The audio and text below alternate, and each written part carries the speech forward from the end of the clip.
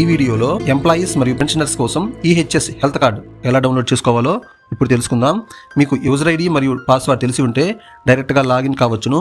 ఒకవేళ పాస్వర్డ్ తెలియకపోతే forget password option ద్వారా కూడా ఎలా పాస్వర్డ్ క్రియేట్ చేసుకోవాలో తెలుసుకుందాం. ముందుగా గూగుల్లో ఈహెచ్ఎస్ అని టైప్ చేయాలి.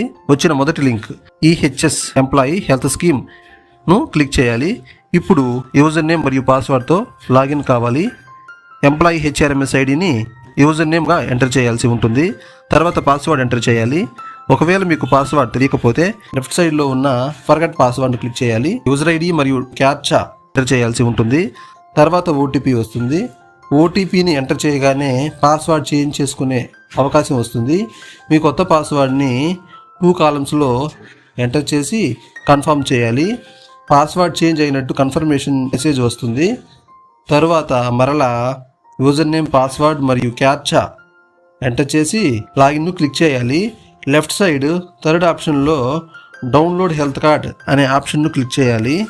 అప్పుడు హెల్త్ కార్డ్ డిస్ప్లే అవుతుంది. హెల్త్ కార్డులో డీటెయిల్స్ అన్నీ కరెక్ట్గా ఉన్నాయో లేదో చెక్ చేసుకోవాలి. ఒకవేళ తప్పులు ఉంటే క్రింద ఉన్న ఎడిట్ కార్డ్ డీటెయిల్స్ అనే ఆప్షన్ను క్లిక్ చేయాలి. అక్కడ ఎడిట్ అనే ఆప్షన్ను క్లిక్ చేయాలి.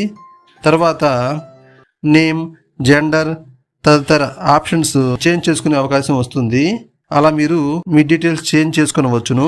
తర్వాత లెఫ్ట్ సైడ్ టాప్లో ఉన్న రిజిస్ట్రేషన్స్ ఆప్షన్లో చివరి నుంచి మూడోదిగా డౌన్లోడ్ హెల్త్ కార్డ్ అనే ఆప్షన్ను క్లిక్ చేసి బాటంలో ఉన్న ప్రింట్ ఆప్షన్ ద్వారా ప్రింట్ తీసుకునవచ్చును మరియు డౌన్లోడ్ కూడా చేసుకునవచ్చును.